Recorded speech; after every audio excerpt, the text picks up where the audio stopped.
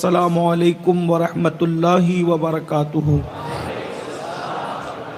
انتہائی احترام و عقیدت کے ساتھ اپنے اور ساری کائنات کے مرکز عقیدت انیس بے کساں چارہ ساز درد منداں، ہم غریبوں کے غم گسار، ہم فقیروں کی ثروت، شہریار ارم تاجدار حرم، نوبہار شفاعت، شب اسرا کے دولہا نوشے بزم جنت، دانائے سبل مولائے کل ختم الرسل، خسرو خوباں سیاح لامکاں وجہ کن فکاں، در اللہ المکنون سر اللہ المخزون، عالم ما کانا وما یکون، آب و گل انبیاء جان و دل اصفیاء، مطلع ہر سعادت مقطع ہر سیادت، خلاصہ کائنات فخر موجودات، حضور احمد مجتبی محمد مصطفیٰ، ارواحنا فدا صلی اللہ تعالی علیہ وآلہ وصحبہ وبارک وسلم کی بارگاہ بے کس پناہ میں جس طریقے سے پڑھاؤں سب مل کر بلند آواز سے پڑھ لیں۔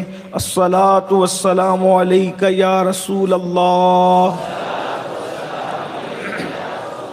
الصلاۃ والسلام علیک یا نبی اللہ، الصلاۃ والسلام علیک یا حبیب اللہ، وعلی آلک واصحابک یا نور اللہ، صلی اللہ تعالی علیہ وسلم۔ وہ کمال حسن حضور ہے کہ گمان نقص جہاں نہیں، یہی پھول خار سے دور ہے، یہی شمع ہے کہ دھواں نہیں، میں نثار تیرے کلام پر ملی یوں تو کس کو زباں نہیں، وہ سخن ہے جس میں سخن نہ ہو، وہ بیاں ہے جس کا بیاں نہیں، فصحا عرب کے بڑے بڑے تیرے آگے یوں ہے دبے لچے، کوئی جانے منہ میں زبان نہیں بلکہ جسم میں جان نہیں، وہی لا مکاں کے مکیں ہوئے سر عرش تخت نشیں ہوئے، یہ نبی ہیں جن کے ہیں یہ مکاں، وہ خدا ہے جس کا مکان نہیں، تو کروں تیرے نام پہ جاں فدا، نہ بس ایک جاں دو جہاں فدا، یا رسول اللہ کروں تیرے نام پہ جاں فدا، نہ بس ایک جاں دو جہاں فدا، دو جہاں سے بھی نہیں جی بھرا، کروں کیا کروڑوں جہاں نہیں۔ آج کی یہ محفل عظمت قرآن کے حوالے سے انعقاد پذیر ہے، اور آپ جانتے ہیں کہ فلائٹوں کا جو معاملہ ہندوستان میں چل رہا ہے اس کی وجہ سے فقیر دیر سے پہنچا، اور یوں بھی جو ہے وہ مجھے امید ہے کہ ہمارے بھائی سید نور میاں صاحب سے آپ نے بڑی تفصیلی گفتگو سن لی ہوگی، اور محفل ان کی تقریر پر مکمل ہو گئی، اور بھاؤنگر والوں کا یہ مزاج بھی نہیں کہ اتنی دیر تک کہ آپ لوگ بیٹھیں، بہرحال تکلف میں بیٹھے ہوئے ہیں۔ میں کوئی تفصیلی گفتگو نہیں کروں گا، میں صرف تہنیت اور مبارکباد اور چند جملے دعائیہ کر کے اپنی گفتگو کو مکمل کر لوں گا، تاکہ آپ کو بار بھی نہ پڑھے، آپ ہمارے لیے نئے نہیں ہو اور ہم آپ کے لیے نئے نہیں ہیں۔ گفتگو پھر کبھی ہوگی انشاءاللہ۔ میں دل کی گہرائیوں سے برادر گرامی قدر جناب لکین بھائی کو اور ان کی پوری فیملی کو مبارکباد پیش کرتا ہوں کہ ان کے بچے نے 11 سال کی عمر میں قرآن مقدس ختم کیا۔ جب تک چاند سورج نکلتے اور ڈوبتے رہیں اللہ ان کی نسلوں میں حافظ قرآن، عالم قرآن، عامل قرآن، حامل قرآن پیدا فرمائے، اور صحیح العقیدہ اور خوش عقیدگی کا یہ ماحول اللہ ان کے گھر میں قیام قیامت نسلاً بعد نسل قائم و دائم رکھے۔ کہ والدین کو، ان کے دادا دادی اور تمام سب کو مبارکباد پیش کرنے کے ساتھ ساتھ ان کے استاد حافظ فیصل کو بھی، حافظ فیصل نجمی، ان کو بھی مبارکباد پیش کرتا ہوں۔ یہ بچے کو میں اس وقت سے جانتا ہوں جب یہ بھاؤنگر کے ہمارے سنی دعوت اسلامی کے ادارے جامع قادریہ میں تعلیم حاصل کرتے تھے۔ جب سے میں ان کو جانتا ہوں ان سے ہماری پہچان بڑی پرانی ہے، اور الحمدللہ ہمیں یہ خوشی ہے اور مسرت ہے کہ جن بچوں کو سنی دعوت اسلامی نے پودے کی شکلوں میں لگایا تھا، اب وہ پودے خود جو ہے آپ کو پھل دے رہے ہیں، ڈائریکٹ اور انڈائریکٹ۔ یہ ماشاءاللہ جامعہ قادریہ کا یہ فیضان ہے جو جاری و ساری ہے ماشاءاللہ، اور جامعہ قادریہ اور اس علاقے کے سارے اداروں پر اگر کسی کا فیضان ہے تو وہ سیدہ کا لال اور سیدی دادا باپو رحمت اللہ علیہ کا فیضان ہے۔ یہ برکتیں رحمتیں اللہ تبارک و تعالیٰ جاری و ساری رکھے۔ حافظ فیصل کو بھی اللہ تعالیٰ دن 11ویں رات 12ویں ترقی دے۔ ہمارے نقیب محفل ہمارے بھائی سید صاحب نے بتایا کہ حافظ فیصل صاحب بڑا کام کرنا چاہتے ہیں۔ میں آپ سب سے کہنا چاہتا ہوں کہ سنیت کا کام جو بھی کرے، جس انداز میں بھی کرے، ہم سب کو قدم سے قدم ملانا چاہیے۔ یہی ہمارے بزرگوں کا طریقہ ہے، حیات لے کے چلو، کائنات لے کے چلو، چلو تو سارے زمانے کو ساتھ لے کے چلو۔ اللہ تبارک و تعالیٰ آپ سب کو بھی سلامت رکھے کہ اتنی رات تک کہ آپ سب بیٹھے ہوئے ہیں، اور چونکہ تھوڑی دیر دعائیہ کلمات کی میں نے آپ سے اجازت چاہی ہے تو چند منٹ میں آپ کے ضرور لوں گا، کیونکہ میں کافی دور سے حاضر ہوا ہوں اور آپ بھی بہت دور دور سے آئے ہیں۔ جس آیہ کریمہ کی تلاوت کی گئی ہے وہ 1450 سال پہلے کا ایک عظیم چیلنج ہے، جس چیلنج کو آج تک کوئی پہنچ نہ سکا۔ اس کی وجہ یہ ہے کہ یہ چیلنج اللہ کی طرف سے ہے۔ لوگوں نے لاشیں تو اٹھائی ہے لیکن اس چیلنج کو ہاتھ نہیں لگایا۔ لوگوں نے اپنے بڑے بڑے صنادید کو خاک چاٹتے ہوئے تو دیکھا ہے مگر اس چیلنج کو ہاتھ نہیں لگایا۔ کیوں؟ اس لیے کہ اس کا مقابلہ کرنا آسان نہیں۔ دنیا جانتی ہے انقلاب کے لیے دو چیزیں بہت بنیادی کردار ادا کرتی ہے، ایک تو خطاب ہے اور ایک تو کتاب ہے۔ خطاب اور کتاب اسی نے انقلاب پیدا کیا۔ آپ ہر انقلاب کے پیچھے یا تو خطاب کو دیکھیں گے یا تو کتاب کو دیکھیں گے۔ چاہے وہ سیاسی انقلاب ہو، خطاب ملے گا یا تو کتاب ملے گی۔ سماجی انقلاب ہو، خطاب ملے گا یا تو کتاب ملے گی۔ اسی طریقے سے مذہبی انقلاب ہو، خطاب ملے گا یا تو کتاب ملے گی۔ ہر جگہ انقلاب کے لیے خطاب اور کتاب دو چیزیں بہت زیادہ مؤثر ثابت ہوتی ہے۔ خود ہمارے ہندوستان کے اندر بھی آپ دیکھیں، انقلاب 1857 کے پیچھے خطاب بھی ہے اور کتابیں بھی ہے۔ اسی طریقے سے 1947 میں جو ملک کو آزاد ہوا اس کے پیچھے خطابات بھی ہیں اور کتابیں بھی ہیں، جس کا ایک نہ ختم ہونے والا تسلسل ہے۔ اگر ایک ایک کتاب اور ایک ایک خطاب کا تذکرہ کیا جائے تو بہت وقت لگے گا۔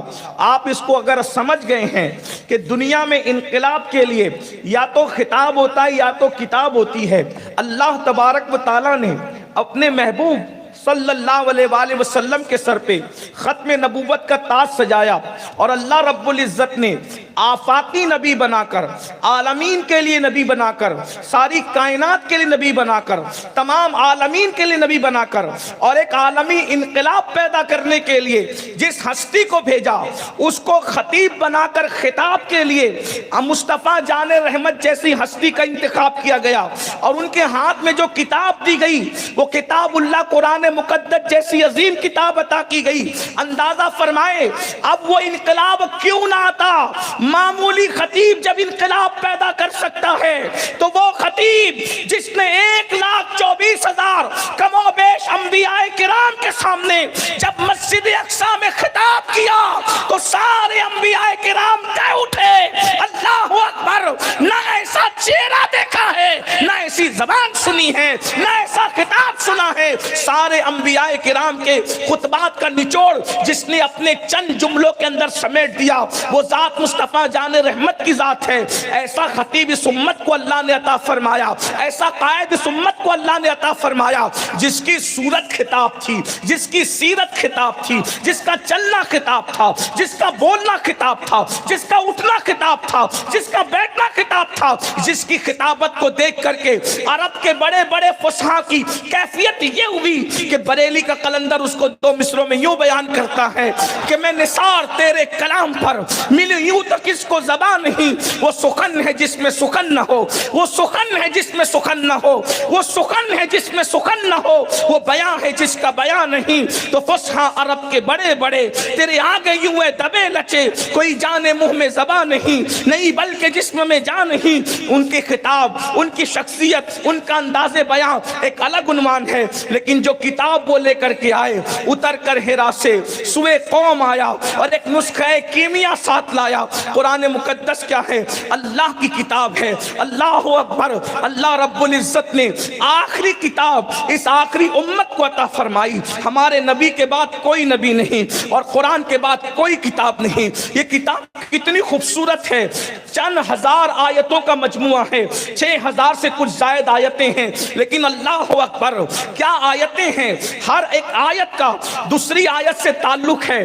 ظاہری نظر میں تو اہل علم جانتے ہیں، لیکن آپ بھی اگر سمجھ سکے تو اللہ اکبر، نظم اور ضبط قرآن کا یہ ہے۔ اللہ اللہ! اور یہ اس کے کلام خدا ہونے کی عظیم شہادت ہے کہ قرآن کی ایک آیت کو دوسری آیت سے دیکھو تو بظاہر بہت دور نظر آتی ہے، لیکن اندر سے اس کا ربط تو بالکل ایسا ہی ہے جیسے پہاڑ کی چوٹیاں ایک کے بعد ایک، ایک کے بعد ایک، ایک کے بعد ایک نظر آتی ہے۔ لگتا ہے کہ چوٹیاں بہت دور دور ہیں، لیکن اندر سے ان کا ربط ہے، ایک دوسرے کے ساتھ رشتہ ہے۔ قرآن کی ہر آیت کا دوسری آیت سے رشتہ موجود ہے، ایک آیت کا دوسری آیت سے تعلق موجود ہے۔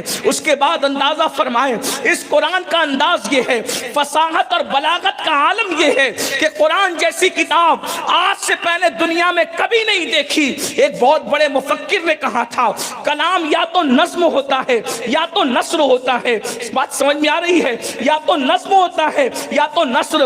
نظم اس کو کہتے ہیں جس میں ردیف و قافیہ کے ساتھ شاعری کی رعایت کرتے ہوئے کلام لکھا جاتا ہے، جیسے کہ آپ نظم پڑھتے ہیں، جیسے میں نے ابھی پڑھا، وہ کمال حسن حضور ہے، یہ گمان نقص جہاں نہیں، یہی پھول خار سے دور ہے، یہی شمع ہے کہ دھواں نہیں، یہ نظم میں ہے۔ اور نثر، میں ابھی آ رہا ہوں، میں کھا رہا ہوں، میں پی رہا ہوں، میں سو رہا ہوں، میں چل رہا ہوں، میں بول رہا ہوں، سید صاحب بول رہے تھے، سید صاحب تقریر کر رہے تھے، سید صاحب بیٹھے ہوئے ہیں، اس کو نثر کہتے ہیں۔ گفتگو دو ہی ہو سکتی ہے، یا تو نظم ہوگی یا تو نثر ہوگی۔ جو نظم ہوگا وہ نثر نہیں ہو سکتا، جو نثر ہوگا وہ نظم نہیں ہو سکتا۔ لیکن یہ قرآن کا معجزہ ہے، قرآن نہ نظم ہے نہ نثر ہے۔ اگر اس کو نثر کہیں تو اللہ اکبر، پھر اللہ اللہ اس کو کہاں رکھو گے؟ قل هو اللہ احد اللہ الصمد لم یلد ولم یولد ولم یکن له کفوا احد قل اعوذ برب الناس ملک الناس الہ الناس من شر الوسواس الخناس الذی یوسوس فی صدور الناس۔ اللہ اکبر! یہ حروف کی تکرار اللہ اللہ یہ نظم میں آتی ہے، جس کو ردیف و قافیہ سے لوگ تعبیر کرتے ہیں، لیکن ہم اس کو یہاں نہ ردیف کہتے ہیں نہ قافیہ کہتے ہیں۔ ہمارا ایمان کہتا ہے یہاں پر سورۃ الناس، سورہ اخلاص اور اسی طریقے سے سورہ مریم ہو، سورہ اذا جاء ہو، سورۃ الفتح ہو، اللہ اکبر، یہاں ردیف و قافیہ کی ساری رانائیاں سجدہ ریز نظر آتی ہے۔ اس لیے یہاں ہم اس کو نظم نہیں کہتے، لیکن نثر کہیں تو کس منہ سے کہیں؟ اس لیے کہ نثر جو ہے نہ مسجع ہوتی ہے، اللہ اکبر، نثر سجی ہوئی نہیں ہوتی، نثر میں ردیف و قافیہ کی رعایت نہیں ہوتی۔ اسی لیے کہا گیا یہ قرآن نہ نظم ہے نہ نثر ہے، قرآن صرف قرآن ہے، قرآن صرف قرآن ہے۔ یہ تیسری زبان ہے قرآن، اسی لیے ہر زبان صدیوں میں نہیں بلکہ 20 سال 25 سال 30 سال کے بعد بدلتی رہتی ہے۔ مثال کے طور پہ پہلے آپ کہتے تھے کہ میں نہانا چاہتا ہوں، سب یہی کہتے تھے کہ نہانا چاہتا ہوں۔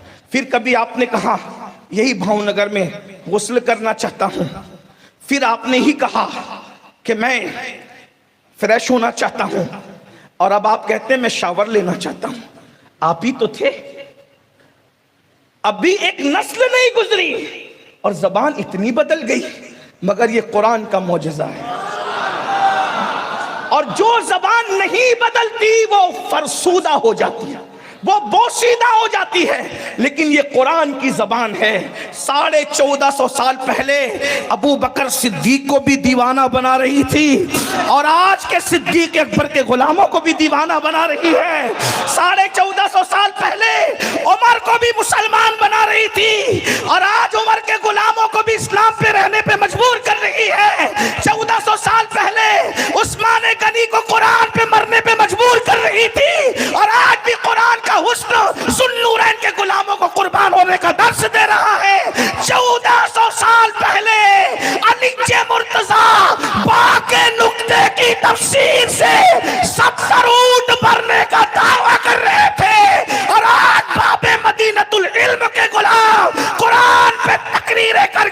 لوگوں کی عقلوں کو دنگ کر کے بتا رہے ہیں جب علی کے غلاموں کے علم کا یہ عالم ہے تو باب مدینۃ العلم کے علم کا عالم کیا ہوگا. یہ قرآن کی نعرہ حیدری، نعرہ حیدری، حیدر حیدر حیدر حیدر حیدر حیدر، نعرہ حیدری. بات آئیے تو عرض کروں، رسول اللہ کے علم کا اندازہ کون لگا سکتا ہے جب ان کا شاگرد با کا مطلب بتانے پہ 70 اونٹ بھر سکتا ہے. آج اتنی بڑی سائنس کے دعوے داروں تمہیں پتا ہے کہ با کا مطلب بھی کیا ہے؟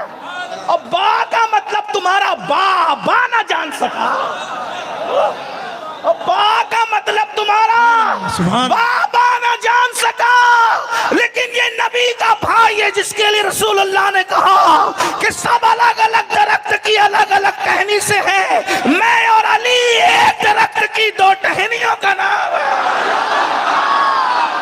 وہ با کا مطلب بھی جانتے ہیں، اور صرف با کا نہیں بلکہ با کے نقطے کا کیا مطلب.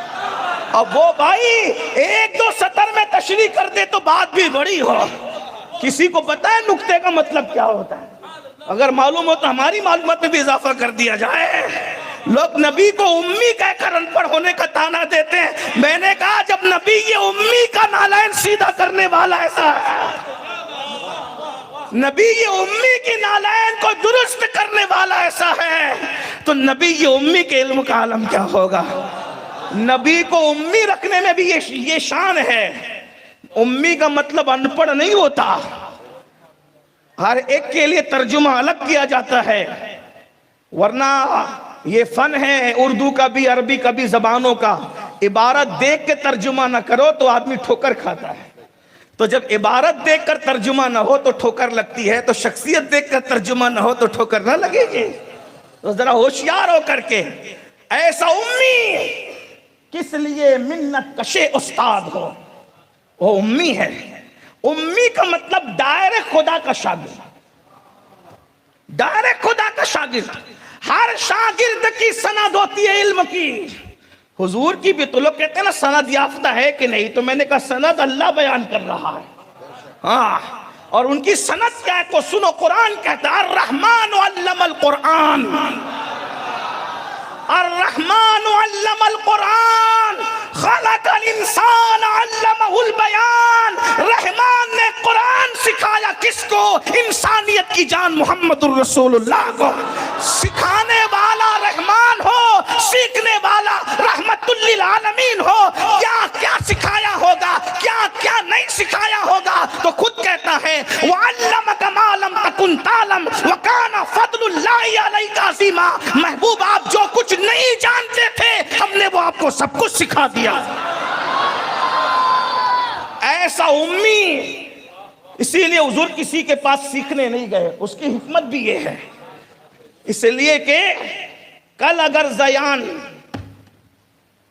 کچھ بڑی بات کرے گا، اللہ نہ کرے ہمارا بچہ نہیں کرے گا، لیکن مثال دے رہا ہوں، تو حافظ فیصل کہیں گے زیادہ آگے نہ بڑھو، ہم نے سکھا.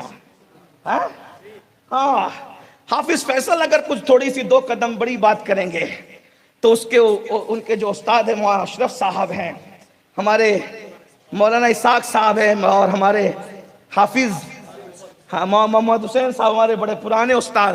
او فیصل زیادہ آگے نہ بڑھو، ہم نے سکھایا ہے. ہاں، ہمارے بھی استاد کبھی کبھی ہمیں کہتے ہیں ذرا آگے نہ بڑھو، تو ہم ہاتھ جوڑ کے کہتے ہیں آج استاد جی آپ کا کرم ہے، آپ کا کرم. ظاہر سی بات ہے استاد استاد ہوتا ہے، قربان جائیں. میرے محبوب کو کوئی یہ تانا نہ دے، محبوب کو کوئی تانا نہ دے. محبوب سب تیرے پاس پڑھنے آئیں گے، تو نے کسی کے پاس پڑھنے نہیں جانا، مگر میں تجھے سکھاؤں گا. اور ایک بات، سب کو بیچ کر سکھایا جائے گا، سب کو بھیج کر سکھایا جائے گا. انی جاعل فی الارض خلیفہ, میں زمین پر اپنا خلیفہ بنانے والا ہوں.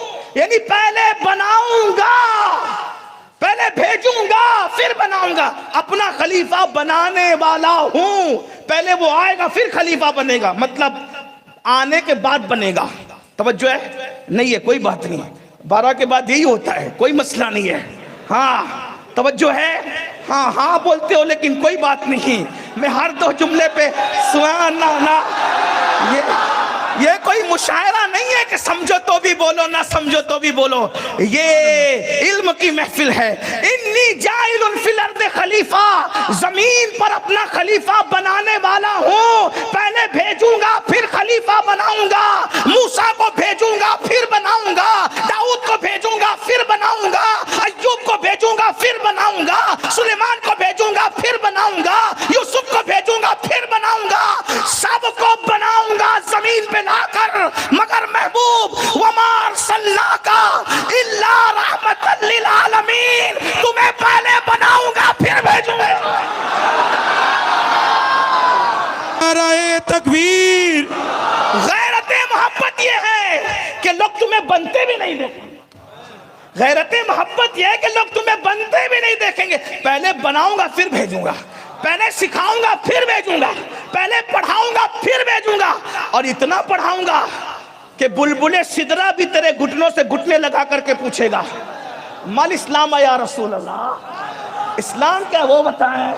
اے مال ایمان یا رسول اللہ, ایمان کیا وہ بتائیں. مال احسان یا رسول اللہ. اللہ اکبر.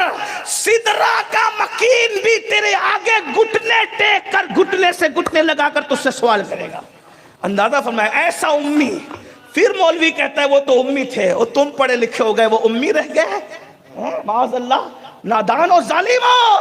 وہ امی ہے, بالکل امی ہے, مگر امی کا ایک مطلب یہ کہ وہ اللہ کے ڈائریکٹ شاگرد ہیں, اور یہ شرف کسی کو حاصل نہیں.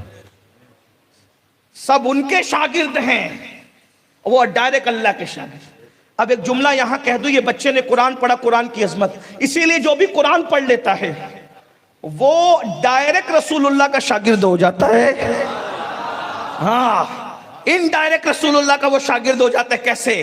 کیونکہ قرآن رسول اللہ نے پڑھا, پھر حضور نے صحابہ کو پڑھایا, صحابہ نے تابعین کو پڑھایا, تابعین نے تبع تابعین کو, انہوں نے ان کو, انہوں نے ان کو, انہوں نے ان کو, اور آج تک وہ قرآن پڑھا جا رہا ہے. اور ہم قرآن پڑھنے میں بھی نبی کے محتاج ہیں. جیسے نبی نے پڑھا ہے ویسے ہی پڑھ سکتے ہیں. کوئی دیر ہوشیاری نہیں چاہیے. کتنا ہی بڑا محدث ہو جائے, مفتی ہو جائے, خطیب ہو جائے, ادیب ہو جائے, پیر ہو جائے, نبی کے پڑھے جیسا اگر نہیں پڑھتا ہے تو لوگ اس کو ٹوکیں گے تو نے صحیح نہیں پڑھا. مثال, اب نبی اگر معاذ اللہ ان پڑھ ہیں تو پھر تم پڑھے لکھے کیسے ہو ہیں؟ تم علامہ کب سے ہو گئے بھائی؟ نبی کے شاگرد ہوتے قرآن پڑھنے والے. اسی لیے آپ سے کہتا ہوں قرآن پڑھ لو, نبی سے شاگردی کا رشتہ جڑ جائے گا. ایک آسان زبان میں سمجھاتا ہوں. میں نے کہا نا وقت نہیں ہے ورنہ میں بات کرتا آپ کے سامنے عظمت قرآن پر, لیکن بات سمیٹنے سے پھیلانے سے پہلے سمیٹ رہا ہوں, اور دل چاہتا ہے اتنا گلشن پھیلا ہوا کہ کہاں کہاں ہاتھ بڑھاؤں, کہاں چھوڑ دوں. لیکن بہرحال آپ بات سنیں. دیکھو, قرآن کی تحریر ایک ہے لیکن ہم پڑھتے الگ الگ ہیں. اگر میں غلطی کروں تو یہ حفاظ علماء مجھے ٹوکیں گے, ضرور ٹوکیں گے. مجھے خوشی ہوگی اگر میں غلط پڑھ کے, اگر میری غلطی پہ ٹوکا جائے تو. قرآن کی سورۃ البقرہ کی پہلی آیت ہے جسے ہم حروف مقطعات کہتے ہیں. اس کو وہ کیسے لکھی ہوتی ہے؟ 3 حروف کا مجموعہ ہے, الف لام میم, ہے نا؟ صحیح ہے. اس کو پوری دنیا ایسی پڑھتی ہے. امام حرم سے لے کر امام عجم تک سورۃ البقرہ پڑھتے ہیں تو کہتے ہیں الف لام میم.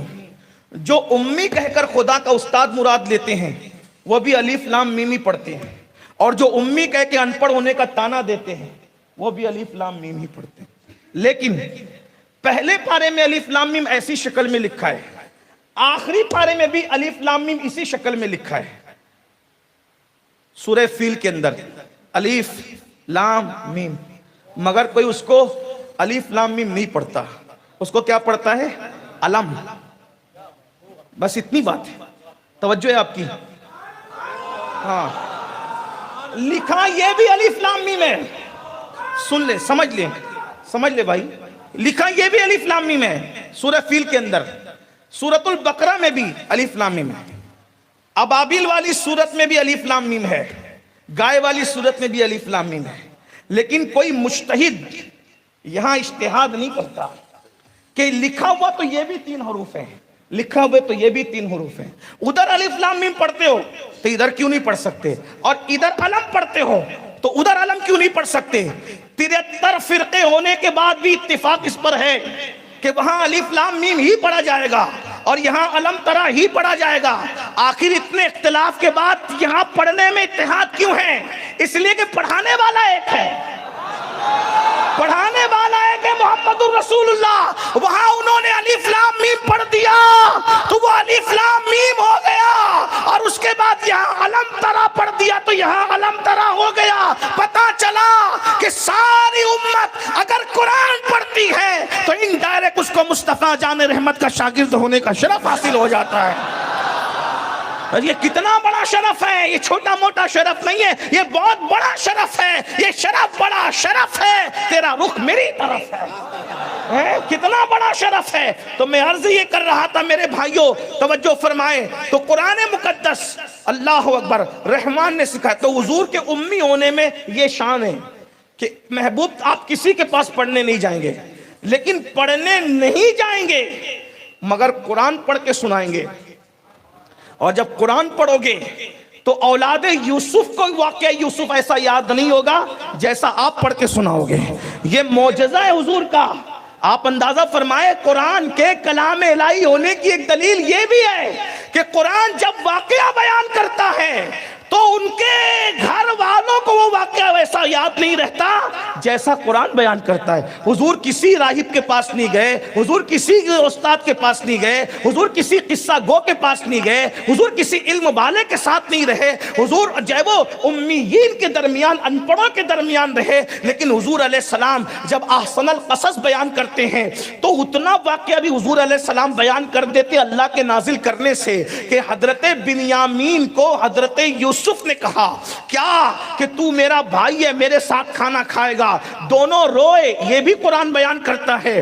پھر اس کے بعد بنیامین نے کہا میں نہیں جاؤں گا، تو حضرت یوسف علیہ السلام نے کہا میں تجھے اپنے پاس رکھ لوں گا۔ توجہ فرمائیں، یہ بات حضرت یوسف کے گھر والے بھول گئے تھے کہ بنیامین اور یوسف کے درمیان بھی یہ بات ہوئی، مگر یہ بات اللہ اکبر ہزاروں سال کے بعد نہ حضرت یوسف سے ملے نہ اولاد یوسف سے ملے، مگر مصطفیٰ جان رحمت وہ کمرے کی بات جو صرف یوسف اور بنیامین کے درمیان تھی وہ بھی مصطفیٰ جان رحمت بیان کر رہے ہیں، اور کس شان سے بیان کر رہے ہیں؟ یہ قرآن کے کلام الہی ہونے کی بڑی دلیل ہے کہ واقعی کوئی شان سے بیان کرتے۔ کہا میں اب نہیں جاؤں گا، کہا تجھے تو جانا پڑے گا، اگر نہیں جائے گا تو ان کو پتا چل جائے گا کہ تو میرا بھائی میں تیرا بھائی، اس کو چھپانا بھی ہے۔ وہ کہا کیسے چھپائیں گے؟ وہ کہا ایک کام کرو، میں یہ کام کروں گا کہ اپنا آلہ تمہارے جو وہ اناج کی بوری میں چھپا دوں گا اور تمہاری بوری میں میرا آلہ مل جائے گا، اور اس کے بعد میں چوری کے الزام میں تم کو اپنے پاس رکھ لوں گا، چور کا تم پہ الزام لگے گا اور پھر تم کو میری قربت مل جائے گی۔ یہ واقعہ تک قرآن بیان کر رہا ہے، حالانکہ یہودی اس کو بھول چکے تھے، عیسائی اس کو بھول چکے تھے کہ حضرت مریم کے جب پیٹ میں درد ہوا تو انہوں نے کہا نسیم منسیا، کاش کہ میں مر کر کے مٹ جاتی، ختم ہو جاتی۔ اس جملے کو بھی قرآن نے یاد فرمایا، اس جملے کو بھی قرآن نے بیان کیا، اور قرآن کیا کیا بیان کرتا ہے؟ چونٹی بولی تو چونٹی کا بولنا بھی بیان ہے، اس پر حضرت سلیمان کا مسکرانا بھی بیان ہے، چونٹیوں کے سرداروں کا اللہ اکبر نحل کے اعتبار سے شہد کی مکھیوں کے سردار کا آگے آگے جانا، رہنمائی کرنا بھی بیان ہے، اور وہ جانور کے شکم میں دودھ بنانا بھی بیان ہے۔ یہ کسی سائنسدان نے آج تک بتایا؟ کسی علم والے نے بتایا؟ اللہ فرماتا ہے جب ہم دودھ بناتے ہیں تو اس کو گوبر اور خون کے بیچ میں رکھتے ہیں۔ توجہ کریں، قرآن کا اسلوب بیان، یہ معجزہ ہے قرآن کا، یہ کتاب اللہ کی شان ہے۔ ہم اس کو گوبر اور دودھ کو گوبر اور خون کے بیچ میں رکھتے ہیں، لیکن جب ان دونوں کے بیچ میں رہتا ہے تو نہ اس میں خون کا رنگ آتا ہے نہ گوبر کی بدبو آتی ہے، حالانکہ گوبر کی خصوصیت یہ ہے جہاں رہے گا بدبو بتائے گا کہ میں ہوں، اللہ اکبر، اور خون کی خصوصیت یہ ہے جہاں جائے گا اپنا رنگ ملائے گا، لیکن یہ اللہ ہے جو گوبر اور خون کے بیچ میں دودھ رکھتا ہے مگر نہ اس میں خون کا رنگ آنے دیتا ہے نہ گوبر کی بدبو آنے دیتا ہے، اور تم کو صاف و شفاف دودھ پلاتا، یہ کون بیان کر رہا ہے؟ یہ صرف اللہ کی کتاب قرآن مقدس بیان کر رہے ہیں، یہ بھی کتاب اللہ نے بیان کیا ہے۔ تو عرض یہ کرنا چاہتا ہوں، یہ کوئی امی بیان، ان پڑھ بیان کرے گا؟ آج تک پڑھے لکھے بیان نہ کر سکے، وہ آج کے پڑھے لکھے بیان نہ کر سکے، لیکن 1450 سال پہلے والا وہ امی جو اللہ سے پڑھ کے آیا، اب میرے امام اس کو یہ امی کیسا؟ امی ہم اس کو 3 معنی میں لیتے۔ نمبر 1، وہ ام القرآ میں پیدا ہوئے، مکے کا نام ہے ام القرآ، تو جیسے گجرات کے رہنے والے کو گجراتی کہتے ہیں، اندور کے رہنے والے کو اندوری کہتے ہیں، ہے نا، مدینے کے رہنے والے کو مدنی کہتے ہیں، مکے کے رہنے والے کو مکی کہتے ہیں۔ بات سمجھ میں آئی؟ تو مکے کا ایک نام ام القرآ بھی ہے، تو ام القرآ میں حضور پیدا ہوئے، اس لیے حضور کو ام القرآ کی نسبت سے بھی امی کہا جاتا ہے۔ نمبر 2، امی کا مطلب، امی کا دوسرا مطلب، جس کو جس سے جتنا پیار ہوتا ہے اس کو کہتے ہیں وہ والا۔ جیسے جو مٹھائی کا دھندا کرتا ہے اس کو کہتے ہیں مٹھائی والا، جس کو علم میں بہت پڑھتے لکھتے گھوم دیکھتے تو بولتے علم والا، ہے نا، جو قرآن میں ڈوبا رہتا ہے اس کو کہتے ہیں قرآن والا، ہے کہ نہیں؟ جس کے بچے کچے زیادہ ہوتے اس کو کہتے ہیں بچے والا، یعنی جس کو جس سے جتنا پیار ہے وہ والا، ہے کہ نہیں؟ ہاں، جس کو اہل بیت سے پیار زیادہ کر کے دیکھتے تو بولتے ہیں اہل بیت والا، ہاں، جس کو ولیوں سے پیار کرتے دیکھتے اس کو کہتے ہیں اللہ ولیوں والا، اور ولیوں کو اس لیے کہتے ہیں اللہ والا کہ اللہ کو وہ زیادہ پیار کرتا ہے، تو جو جس سے زیادہ پیار کرتا ہے اس کو کہتے ہیں وہ والا، تاکہ پتہ چلے اس سے زیادہ پیار کرتا ہے۔ حضور علیہ السلام نے سب سے زیادہ اپنی امی سے پیار کیا، تو لوگوں نے کہا یہ نبی، یہ امی ہے، یہ ماں والا،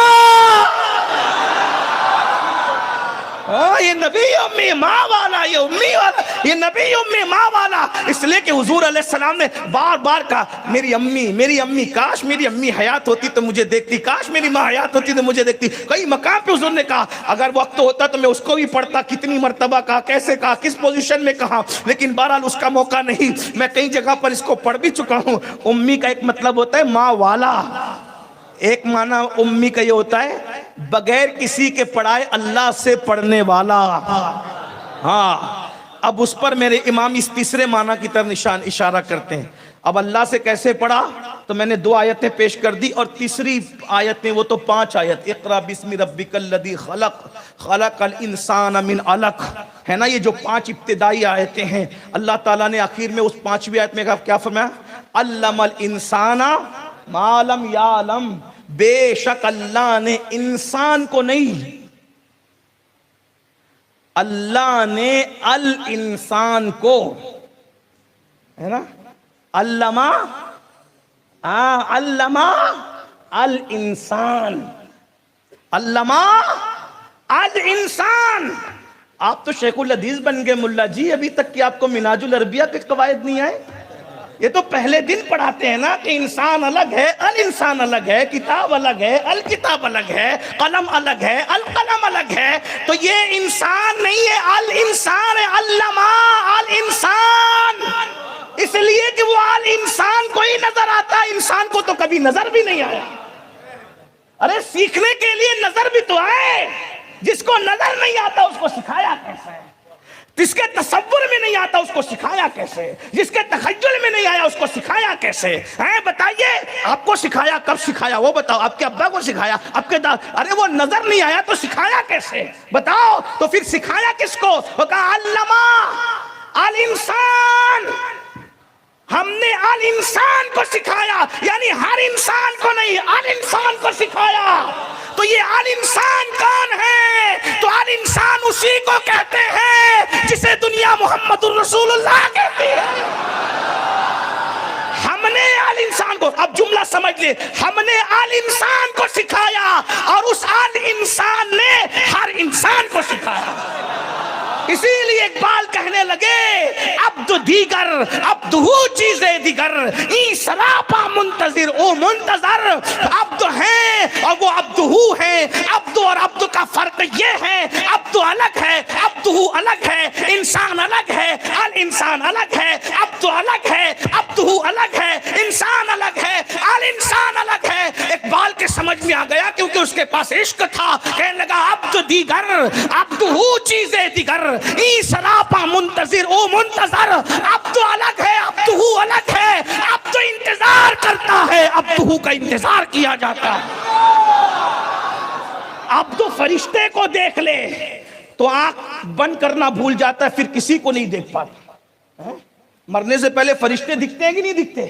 یہ عبد ہے, ایک بار دیکھتا ہے تو بہو کو بند کرنا پڑتی ہے آنکھ, بیٹے کو بند کرنا, اور ایک بار فرشتے کو دیکھا تو پھر دوسری بار کسی کو نہیں دیکھتے. لوگ کہتے ہیں اس کو اٹھاؤ قبرستان لے, اب یہ دیکھنے کے قابل نہ رہا. سننے, فرشتے کو دیکھا, یہ عبد ہے. اور عبدہو عبدہو کی شان یہ ہے کہ فرشتوں کا سردار جس کے ساتھ چلتے چلتے تھک جاتا ہے.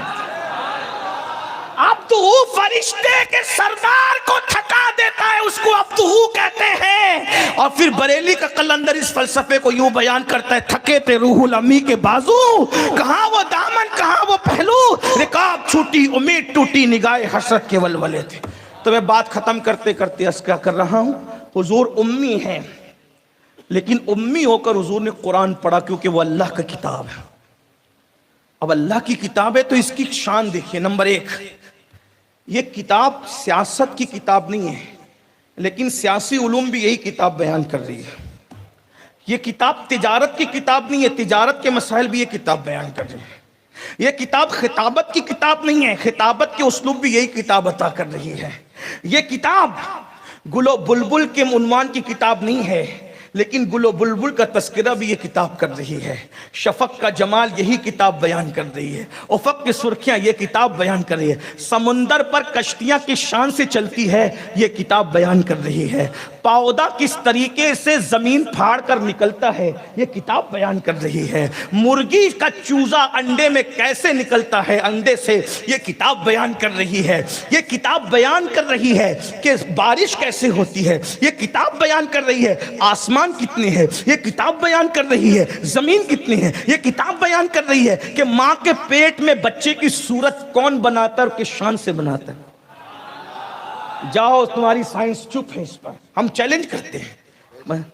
ماں کے پیٹ میں, شریف ماں کے پیٹ میں جب اللہ صورت بناتا ہے تو یا تو دادی کے مشابہ یا تو دادا کے مشابہ, یا تو ابا کے مشابہ یا تو خالہ کے مشابہ, یا تو ماموں کے مشابہ یا تو چچا کے مشابہ یا تو بڑے ابا کے مشابہ. کسی شریف ماں کے پیٹ میں اللہ نے کبھی ایسا نہیں کیا کہ دادا تو 40 گھر دور رہتا ہے لیکن پڑوس کا چچا بالکل قریب میں رہتا ہے جو اجنبی ہے. دادا 40 گھر دور رہتا ہے, اس کی شکل پر شکل بنا دیتا ہے, لیکن ایک دیوار کے پڑوس میں رہنے والے پڑوسی کی شکل پر کسی شریف ماں کے بچے کی شکل نہیں بناتا. یہ کون ہے؟ اور یہ قرآن بیان کر رہا ہے. احسن الخالقین کون ہے؟ قرآن بیان کر رہا ہے. اس شان سے قرآن بیان, ماں کے شکم میں جو صورت بناتا ہے, جو ہے مصور حقیقی, جو مصور حقیقی ہے, قرآن اس سے پردہ اٹھاتا ہے. ماں کے شکم میں جاتا کیا ہے, بنتا کیا ہے, ہر 40 دن کے بعد تبدیلی آتی ہے.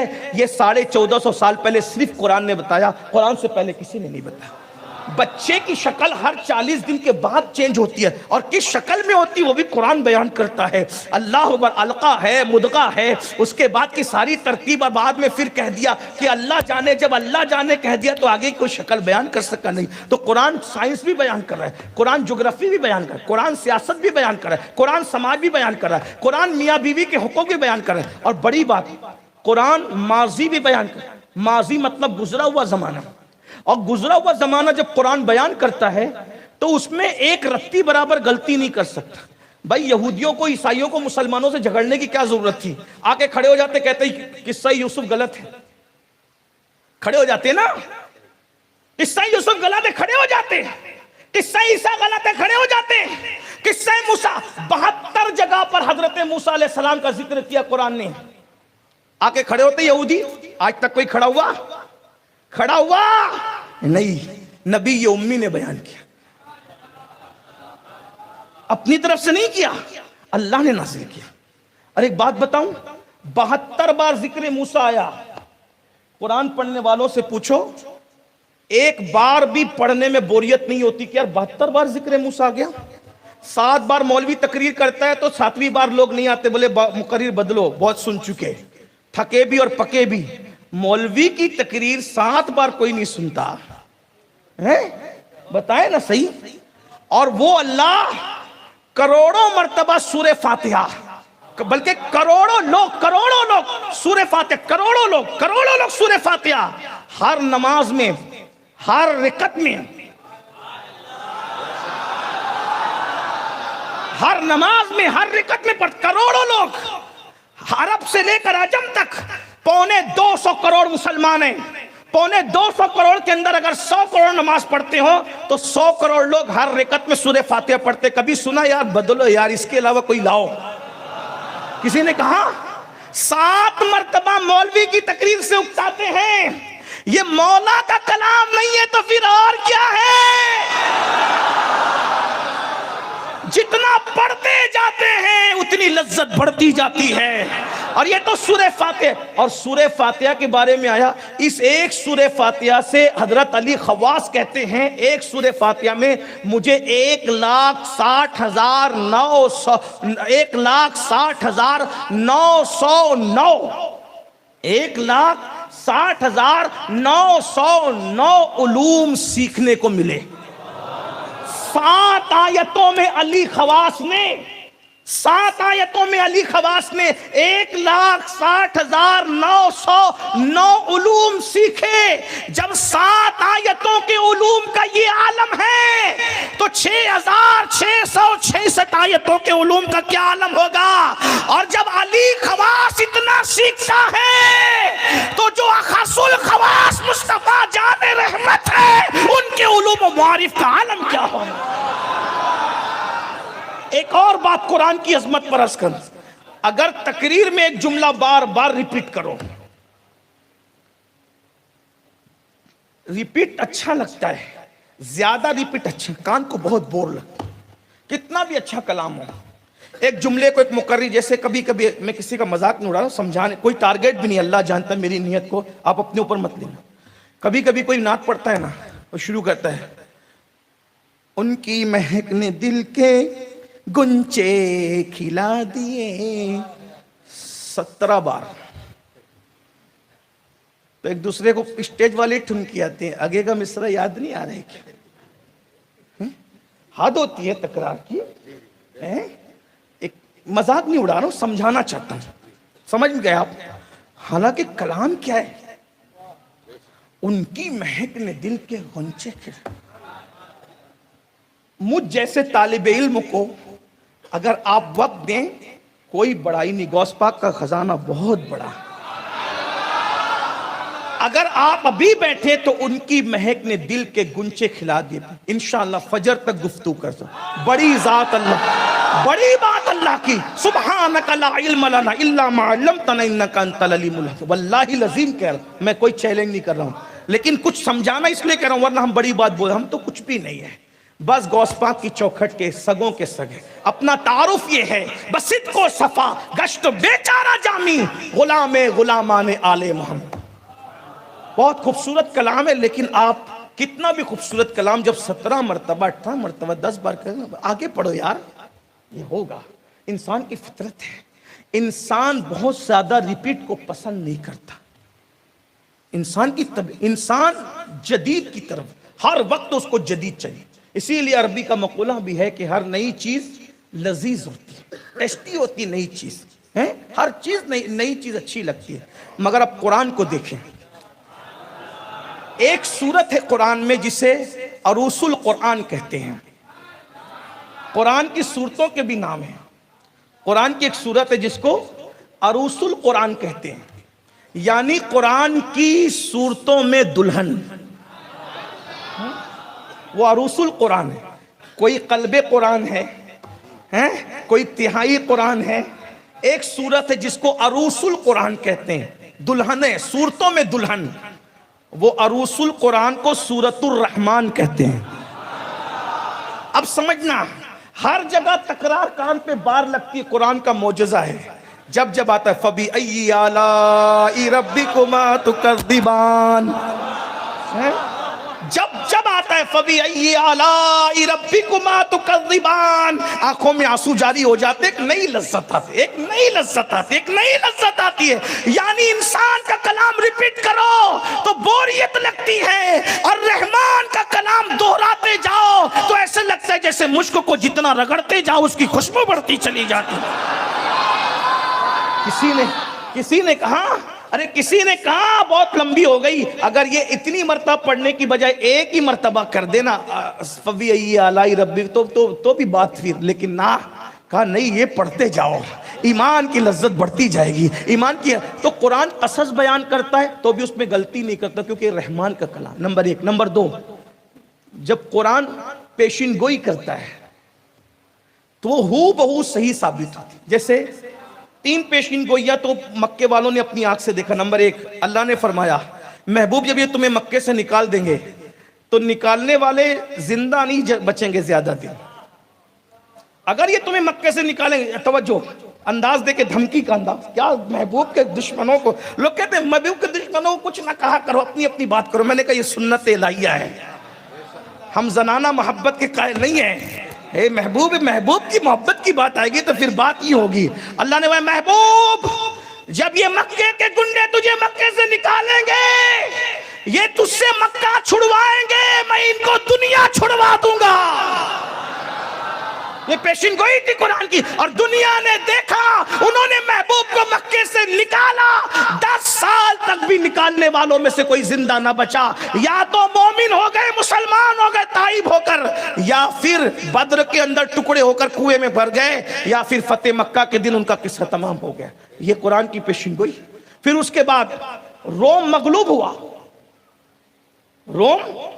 ہوا ایرانیوں کے ہاتھوں، تو بہت خوشی منائی جا رہی تھی. مشرکین خوشی منا رہے تھے کہ تم بھی کتاب والے، وہ بھی کتاب والے، وہ بھی مشرک، ہم بھی مشرک. مشرک غالب آئے نا، تو اللہ نے فرمایا چند سالوں کے اندر روم غالب آئے گا. اور 9 سال کے اندر، بلکہ اس سے بھی کم کی مدت میں روم غالب آیا. یہ قرآن کی پیشین گوئی. پھر فتح مکہ کی پیشین گوئی قرآن نے کی. کس دن کی؟ جس دن صلح حدیبیہ ہو رہا تھا. حدیبیہ میں صلح ہو رہی تھی، اتنی دب کر صلح ہو رہی تھی کہ کیا لکھا پتہ ہے؟ جب یہ لکھا نا کہ یہ صلح محمد الرسول اللہ کی طرف سے، تو مکے والوں نے کہا رسول کاٹو، رسول کاٹ دو. اگر رسول مان لے تو جھگڑے ہی ختم ہے. محمد ابن عبداللہ کی طرف سے، لکھنے والے مولا علی تھے. سرکار نے وہاں علی یہ رسول کاٹ دو. توجہ لوگ کہتے ہیں یہ کہاں لکھا ہے؟ میں نے کہا علی کو یہ کہاں لکھا مل گیا تھا مولا علی کو؟ رسول اللہ نے فرمایا علی یہ رسول کاٹ دو، یہ رسول پہ اختلاف کرتے ہیں، اور کاٹ کے عبداللہ کا بیٹا لکھ دو. مولا علی نے قلم رکھ دیا. رسول لکھ تو سکتا ہوں، کاٹ نہیں سکتا. میں نے نہیں کاٹنا. یہ نہیں مانتے نا رسول، میں تو رسول مانتا ہوں، میں کیسے کاٹ سکتا ہوں؟ اب ایک بات سنیے، اب جس کو لکھنا نہیں آتا اور پڑھنا نہیں آتا، وہ رسول میں، نبی میں، الف میں، بھالا میں فرق کر سکتا ہے؟ بولو بھائی. ہاں یہی بات یہاں تک آنی ہے. اگر کسی ان پڑھ کو میں دے دوں 4 سطر لکھ کر کے اس میں سے نکال سید صاحب کا نام، تو کیا کیا نکال دے گا خدا جانے، اور کیا کیا رکھے گا، کیونکہ اس کو پڑھنا نہیں آتا. ارے آپ چھوڑیے، مجھے گجراتی میں لکھ کر کے لا کے دیجئے، بولے اس میں نور میاں کا نام نکالو یا منیر باپو کے نام پہ نشان لگاؤ، پتہ نہیں کس کے نام پہ نشان لگے گا. مجھے گجراتی نہیں آتی ہے. گجراتی پوسٹر ووسٹر آتا ہے تو میں کسی کو کہتا ہوں ذرا بھائی عنوان ذرا پڑھ کے سنا دو، تاکہ جو عنوان، کیونکہ ہمیں تو لوگ بھیجتے بھی نہیں، ہمیں اس کی حاجت بھی نہیں. پھر اس کے بعد کا کم سے کم پوسٹر پہ جو لکھا وہ تو مجھے پتہ ہو، تاکہ اس عنوان پہ بیان کروں. کرنے ایسا نہ ہو کہ بے وقت کی شہنائی بجا کر آ جائے، لوگ کہے لکھا کچھ تھا وہ پڑھا کچھ. یہ بھی تو نہیں ہونا چاہیے. تو کہا بھائی ذرا عنوان پڑھ کے سنا دو، باقی چھوڑ دو. تو نہیں آتا ہمیں گجراتی پڑھتے نہیں آتا. تو بولو میں گجراتی اگر آپ لکھ کر کے دے تو میں ایک فرق کر سکوں گا، منیر باپو کا نام کون سا ہے، نور میاں کا نام کون سا ہے، سید صاحب کا نام کون سا ہے، مینو کا فرق کر سکوں گا؟ نہیں. رسول اللہ کی بارگاہ میں جب مولا علی نے کہا یہ قلم رکھا، میں نہیں کاٹ سکتا کیونکہ میں تو رسول مانتا ہوں. ارے رسول ماننے ہی کے لیے تو آیا ہوں. کیونکہ کسی نے 1 دن میں پہچانا، کسی نے 4 دن میں پہچانا، کسی نے 10 دن میں پہچانا، کسی نے 10 سال میں پہچانا، کسی نے 50 سال میں پہچانا. افضلیت نہیں لیکن فضیلت پڑھ رہا ہوں. علی تو آئے ہی تھے پہچان اور معرفت لے کر کے. باپ کی گود میں گئے تو آنکھیں بنتی، ماں کی گود میں گئے تو آنکھیں بنتی، یار کی گود میں آئے تو آنکھیں کھول کے بتا رہے ہیں تیری پہچان ہی کے لیے تو آیا. اندازہ تو فرمائے. تو میں تو آپ کو پہچانتا ہوں نا. ارے جب اور کسی نے نہیں پہچانا گود میں تو میں نے آپ کو پہچانا نا. تو اب میں کاٹ دوں نا. قلم رکھ دیا. حضور نے قلم اٹھایا. حضور جانتے تھے جب علی نہیں کاٹتے تو صدیق کیا کاٹے، عمر بھی نہیں کاٹے، عثمان، کیونکہ یہ کاٹنے والی قوم نہیں ہے. یہ تو نبی کے نام پہ کٹنے والی قوم ہے. ہاں یہ رسول کے الفاظ کو نہیں کاٹ سکی. ادب ہے مولا علی کا کہ یا رسول اللہ میں نہیں کاٹ سکتا. حضور نے کیا کیا پھر؟ قلم اپنے ہاتھ میں لیا اور بالکل اس حصے کو کاٹا حضور نے. لیکن کس شان سے کاٹا ہمیں سکھایا بھی. ایسے کاٹ پیٹ نہیں کیا جو آپ لوگ کاٹتے ہو تو ایسے کرتے ہو نا، ایسے اس پہ قلم چلا دیتے ہو، اس پہ کھچکھچا دیتے ہو، ہے نا. ہاں لیکن میرے آقا کا کسی چیز کو عبارت سے الگ کرنے کا انداز بھی کیا شان والا تھا. حضور نے نہ کٹ کیا نہ پٹ کیا. کیوں؟ اس لیے کہ کٹ پٹ کرنے سے تحریر کا حسن ختم ہوتا ہے. جس کو قدرت نے حسن کی آبرو بنا کر بھیجا ہو اسے تحریر کے اندر بھی حسن ختم کرنا پسند نہ آیا. حضور نے کاٹا بھی تو کس شان سے الگ کیا. بس اتنے حصے پہ جو رسول تھا اس پر دائرہ بنایا اور دائرہ بنا کر کے بتا دیا. اس کو ہٹا بھی دیا عبارت سے اور تمہیں بتا بھی دیا کہ میں پڑھنا بھی جانتا ہوں، لکھنا بھی جانتا ہوں. لیکن لکھتا کیوں نہیں؟ کیونکہ اس زمانے کا دستور تھا کہ جو بڑے لوگ ہوتے تھے نا وہ لکھتے نہیں تھے، وہ لکھوایا کرتے تھے. یہ بھی شانوں میں سے ایک شان تھی. جو بڑے لوگ ہوتے تھے وہ پڑھتے نہیں تھے، پڑھوایا کرتے تھے. ورنہ تم بھی دیکھ لو نا جو ناولیں وغیرہ پڑھتے ہو اس میں جو بڑے بڑے بادشاہ ہیں، ابھی مغل خاندان تک، مغل خاندان ابھی ختم ہوا 150-200 سال پہلے کی بات ہے. اورنگزیب کے دور تک 300 سال لے لیجئے، لیکن اورنگزیب ثانی کا دور لے لیجئے اور ان کے بچوں کا دور لے لیجئے. ٹیپو سلطان تو ابھی کل کی بات ہے، پچھلی صدی کی بات ہے. بتاؤ ٹیپو سلطان نے کبھی خط پڑھا؟ اورنگزیب نے کبھی خط پڑھا؟ کبھی لکھا؟ بادشاہ لوگ لکھتے نہیں تھے. یہ شان تھی شاہانہ کے لکھواتے تھے، پڑھتے نہیں تھے. بولتے تھے میرے سامنے پڑھا جائے. بولو پڑھا جاتا تھا کہ نہیں پڑھا جاتا تھا؟ ہاں تو یہ اس دور کی نشانی تھی کہ بڑے لوگ خود نہیں پڑھتے پڑھوایا کرتے ہیں، خود نہیں لکھتے لکھوایا کرتے ہیں. تو حضور بتا رہے کیسر و کسرا والو تم ہی تھوڑی آداب شاہانہ جانتے ہو. یہ بوریے پہ بیٹھا ہوا رسول جس کو خدا نے زمین سے لے کر کے عرش تک کی بادشاہت عطا کی ہے. ارے جب زمین کے ختم ہونے والے خزانے کے رکھنے والے بادشاہ نہیں لکھتے تو جس کو خدا نے قیامت تک کے لیے خزانے عطا کیے ہوں وہ بھی نہیں لکھے گا. اللہ اکبر. تو حضور نے لکھوایا، حضور نے پڑھوایا. رہی بات لکھنے کی پڑھنے کی تو حضور علیہ السلام نے تو عبرانی زبان بھی بولی، سریانی زبان بھی بولی. ایک بات اور یاد آ گئی صوفیہ کی طرف سے. ہندوستان کے صوفی لوگ کہتے ہیں، ہندوستان کے صوفی لوگ کہتے ہیں کہ جب ہندوستان والوں نے چاند کے ٹکڑے دیکھے تو چاند کے ٹکڑے دیکھ کر کے کہا کہ جس نبی نے چاند کے ٹکڑے کیے ہم اس کے پاس تحفہ بھیجیں گے. اور کہتے ہیں پان کا تحفہ بھیجا اور بہت سارے تحفے بھیجے. اور بادشاہ نے کہا وہ عربی ہے، اگر نبی ہوگا تو ہماری زبان بھی بولے گا. وہ عربی ہے، اگر نبی ہوگا تو ہماری زبان بھی بولے گا. تو اس زمانے میں ہندوستان میں سنسکرت بولی جاتی تھی. جب یہاں سے قافلہ گیا تو حضور نے فرمایا کشن منگل ہے.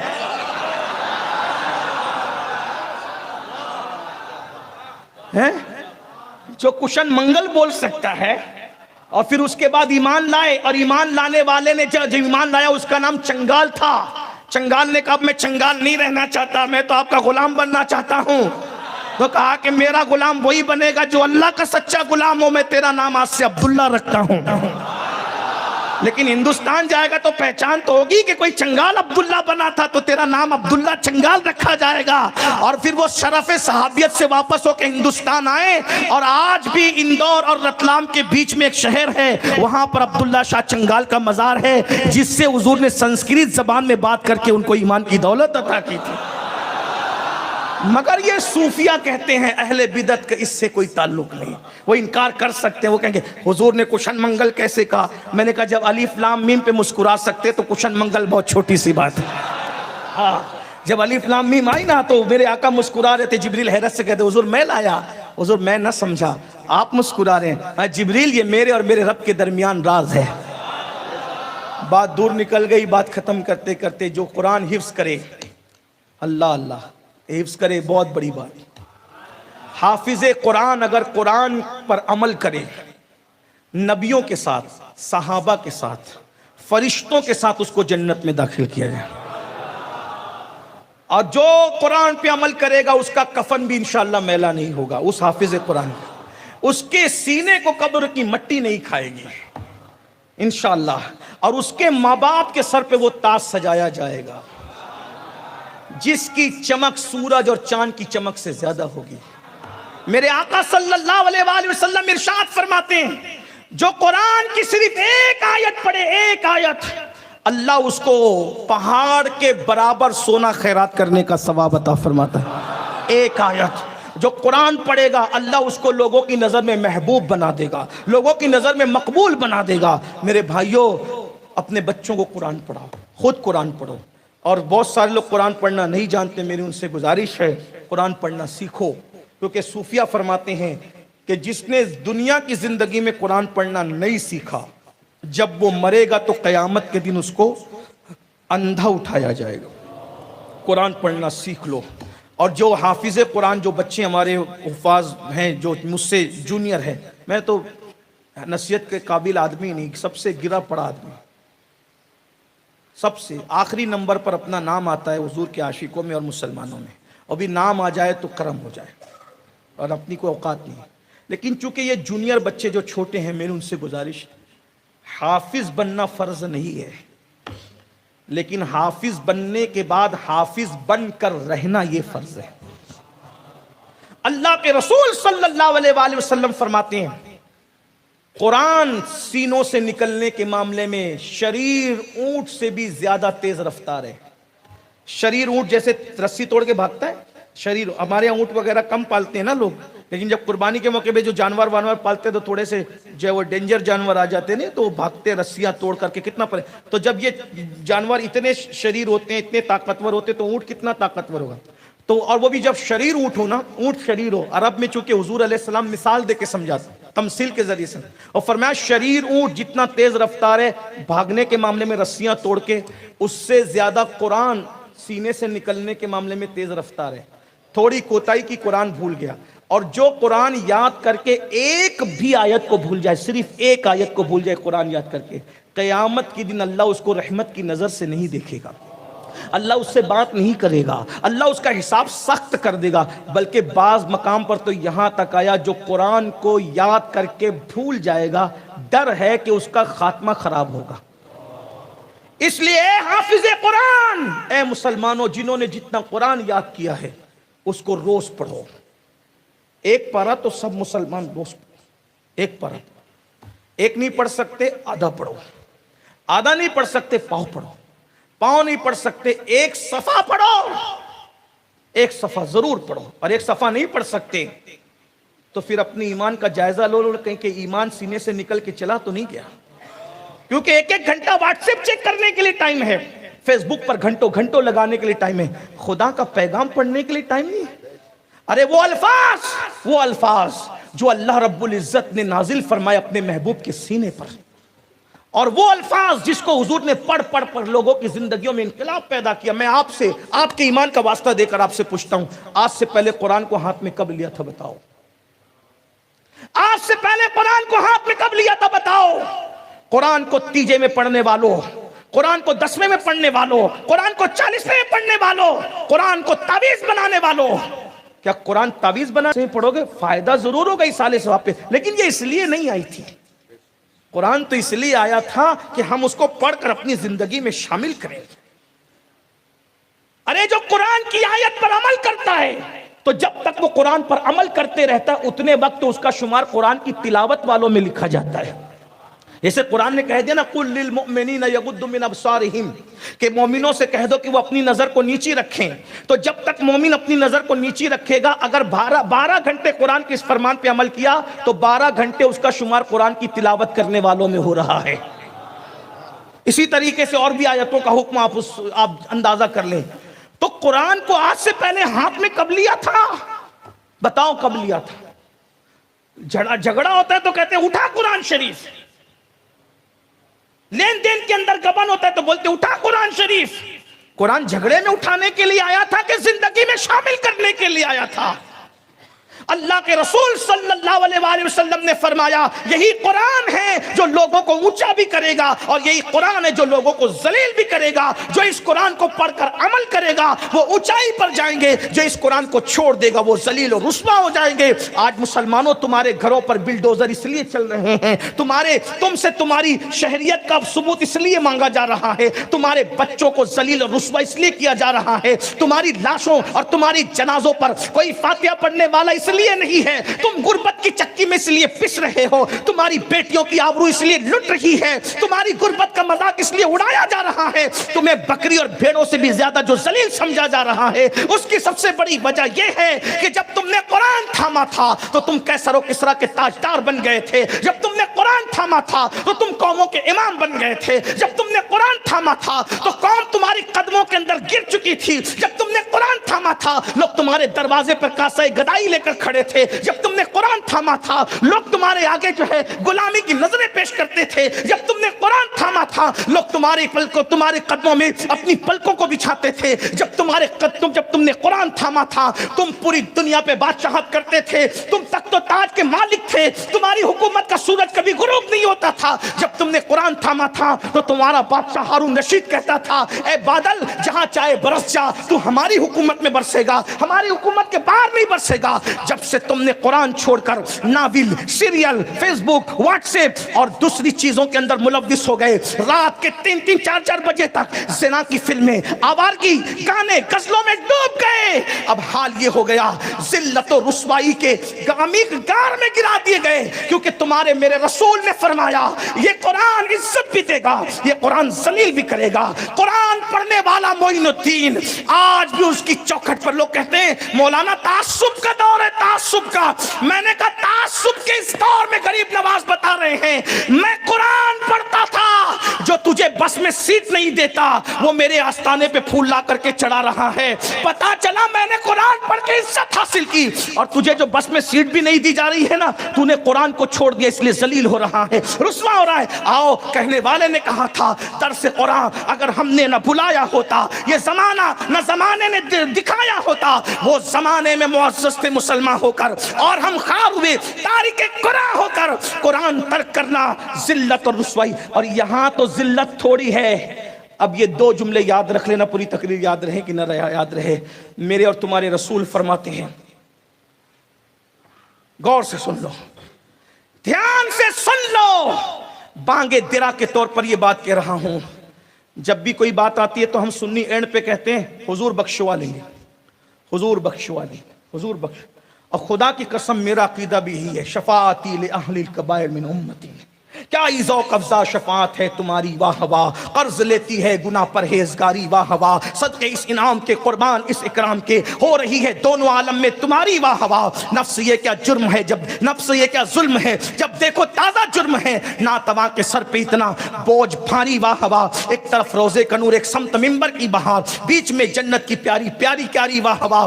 اندازہ فرمائیں حضور بخشوائیں گے، حضور بخشوائیں گے، حضور بخشوائیں گے، حضور۔ میرا ایمان ہم سب کا ایمان ہے حضور بخشوائیں گے، لیکن حضور کی ایک حدیث سن لو اور اس پہ بات تمام ہے۔ اللہ کے رسول صلی اللہ علیہ وآلہ وسلم فرماتے ہیں قیامت کا دن ہوگا، اللہ کی عدالت میں میں کھڑے ہو کر کچھ لوگوں کی شکایت کروں گا۔ ہمیں عقیدہ شفاعت تو یاد ہے، ہمیں حدیث شکایت یاد نہیں۔ میں حفاظ کی خاص توجہ آپ سب کی، خدا کے لیے، اللہ کے لیے پوری تقریر، میں نے تو تقریر کی بھی نہیں، چند جملے تبرکن کہہ دیے، لیکن چند 2 جملے یاد رکھی جائیے گا، کچھ یاد رہے نہ رہے۔ اللہ کے رسول صلی اللہ علیہ وآلہ وسلم فرماتے قیامت کا دن ہوگا، کچھ لوگوں کے خلاف کھڑے ہو کر میں اللہ کی عدالت میں شکایت کروں گا، یعنی حضور شفاعت بھی کریں گے اور حضور شکایت بھی کریں گے۔ شفاعت کس کی کریں گے؟ ان کے نام نہیں، ٹھیک؟ لیکن شکایت کس کی کریں گے؟ حضور نے اس کو نامزد کر دیا. کس کی شکایت؟ اللہ کے رسول علیہ السلام فرماتے ہیں جس نے دنیا میں قرآن کو چھوڑ دیا ہوگا، قرآن نہیں پڑھے گا، قرآن پہ عمل نہیں کرے گا، تلاوت نہیں کرے گا، قرآن پہ عمل نہیں کرے گا، قیامت کے دن میں اللہ کی بارگاہ میں اس کی شکایت کروں. وہ یہ کہے کہ اللہ یہ میری قوم کا وہ فرد ہے جس نے قرآن کو چھوڑ دیا تھا. اور پھر میں اللہ سے پوچھوں گا کیا قرآن چھوڑنے کی کتاب تھی؟ اب میں آپ سے پوچھتا ہوں میرے بھائیوں، اپنے آپ کو دھوکہ دے رہے ہو قرآن کو چھوڑ کر. ذرا تصور میں لاؤ، شفاعت کرنے والا جب شکایت کر کے دامن پکڑ کر تمہیں مجرم بنا دے گا تو پھر ہماری شفاعت کون کرے؟ مجھے بتاؤ. اللہ کے رسول علیہ السلام کا یہ فرمان اور یہ وہ حدیث ہے، حدیث صحیح، اس کے سارے راوی ثقہ ہیں، بلکہ اس مضمون کو تو قرآن کی آیت میں بھی بیان کیا گیا ہے. یہ صرف یہ حدیث نہیں ہے، صرف یہ مضمون قرآن میں بھی بیان کیا گیا ہے. اللہ پاک کی بارگاہ میں حضور عرض کریں گے مولا میری قوم ہے جس نے قرآن چھوڑ دیا تھا، کیا قرآن چھوڑنے کی کتاب تھی؟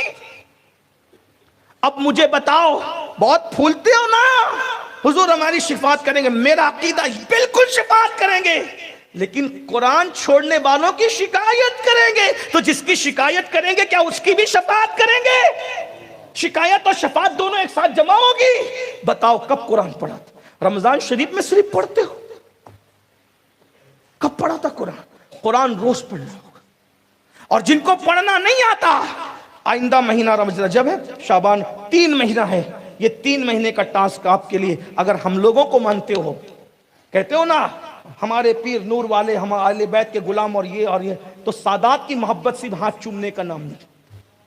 اگر واقعی سیدوں کو مانتے ہو تو میں سارے سیدوں کی طرف سے، سارے علماء کی طرف سے آپ کو یہ حکم دیتا ہوں، یہ ہم سب کا حکم ہے. اگر ہمیں مانتے ہو تو 3 مہینے کے اندر کسی اچھے حافظ قرآن کے پاس بیٹھ کے قرآن پڑھنا سیکھو. یہ قرآن کا معجزہ ہے. 2-3 پارے تم پڑھ لو استاد کے پاس بیٹھ کر، آگے کے سارے پارے آپ کو خود بخود پڑھنا آ جائے گا. اور رمضان شریف میں آپ کو تلاوت کرنا ہے. اور روز جو پڑھنا جانتے ہیں 1 صفحہ روز پڑھیں گے. اب میں آپ سے وعدہ لوں گا، میرا حق ہے. کتنے لوگ 1 صفحہ روز پڑھنے کا آج سے وعدہ کرتے ہیں؟ اٹھا کے رکھے ذرا، سب بزرگ لوگ گواہ ہو جائیں، ورنہ حضور شکایت کریں گے. میری اپنی کوئی بات نہیں، میں تو حضور کا غلام ابن. اٹھا کے رکھے ذرا سب سادات کرام، علماء کرام گواہ بھی ہو جائے نا. تھوڑا اوپر اٹھائیں، ایسے نہیں مردوں کی طرح اٹھائیں، جیسے نعرے میں آواز لگتی ہے نا ویسے ہاتھ میں بھی زور ہونا چاہیے. ہاں، اور اچھی بات پہ ہاتھ اٹھانا یہ تو اور اٹھوانا یہ تو حضور کی سنت ہے اس اعتبار سے. ہاں کہ جب میرے مولا کی مولائیت کا اعلان کیا تو حضور نے اپنا ہاتھ بھی اٹھایا اور مولا علی کا ہاتھ بھی اٹھایا. ہاں، لا فتح الا علی لا. اٹھا کے رکھے ذرا دیکھے تو. ارے اہل بیت کا تعلق تو قرآن سے اتنا ہے کہ جسم کا تعلق گلے سے ٹوٹ جاتا ہے مگر اس کے باوجود بھی قرآن سے تعلق قائم رہتا ہے. اور نیزے پر سیدہ کا لال قرآن پڑھ کر کے سناتا ہے اور بتاتا ہے ہمارے جسم سے تعلق تو ہمارے دل کا ٹوٹ سکتا ہے لیکن قرآن سے ہمارا تعلق نہیں ٹوٹ سکتا. حضور نے تو قرآن اور اہل بیت دونوں سپرد کیا تھا. بابا یاد رہے، قرآن یاد نہیں رہا. اب بابا بھی صرف ہاتھ چومنے تک یاد ہے، اس کے آگے کوئی بابا یاد نہیں ہے. ہاں، بڑی معذرت کے ساتھ منافقت نہ کرو. بابا کرتے ہو تو بابا کی بات بھی تو سنو نا. یہ دادا باپو نے جو اتنے سارے سینکڑوں مدرسے بنائے، کیوں بنائے؟ وہ فاطمی دولہ یہی تو چاہتا تھا نا کہ اہل بیت کا دامن ہے تو قرآن کا دامن بھی ہاتھ میں ہو. اس لیے کہ دونوں دامن ضروری ہے، کیونکہ اللہ نے 2 ہاتھ دیے ہیں. ایک ہاتھ میں صحابہ کا دامن ہے، ایک ہاتھ میں اہل بیت کا دامن ہے. ایک ہاتھ میں قرآن کا دامن ہے، ایک ہاتھ میں اہل بیت کا دامن ہے. ایک ہاتھ میں سنت رسول کا دامن ہے، ایک ہاتھ میں اہل بیت کا دامن ہے. تو میرے بھائیوں بتاؤ کتنے لوگ روزانہ قرآن پڑھنے کا آج سے وعدہ کرتے ہیں؟ کرمجوش وعدہ، انشاءاللہ سب پڑھیں گے.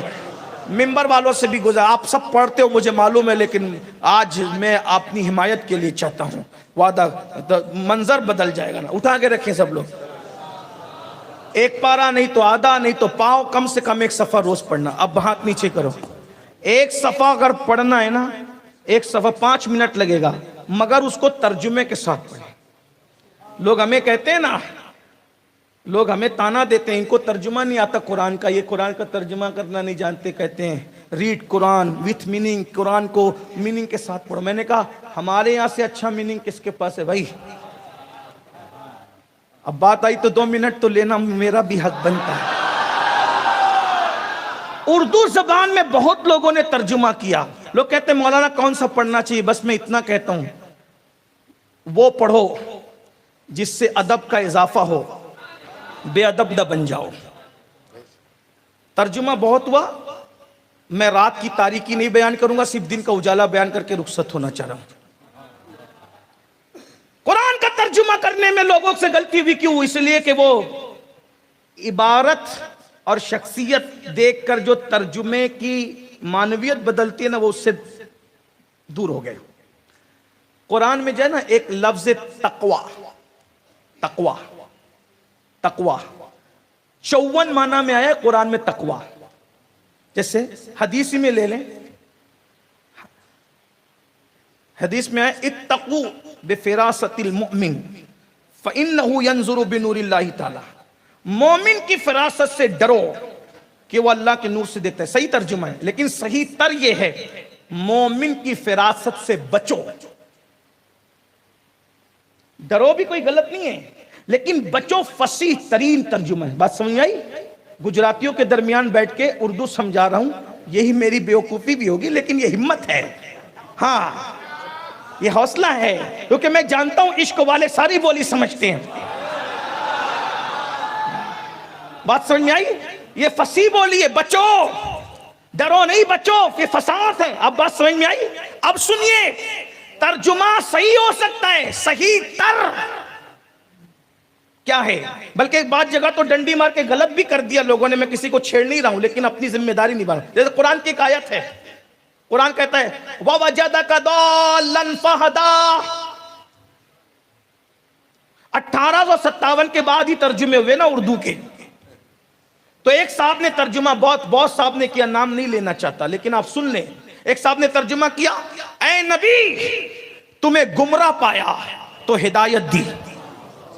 یہ غیر مسلم کھڑے ہو کر کے یہ ترجمہ اٹھا کے نہیں بولیں گے کہ تمہارا نبی تو پہلے گمراہ تھا، بولو معاذ اللہ، بولو بھائی، بولیں گے کہ نہیں بولیں گے؟ تو ایسے ترجمے پڑھو گے تو بے ادب ہو جاؤ گے۔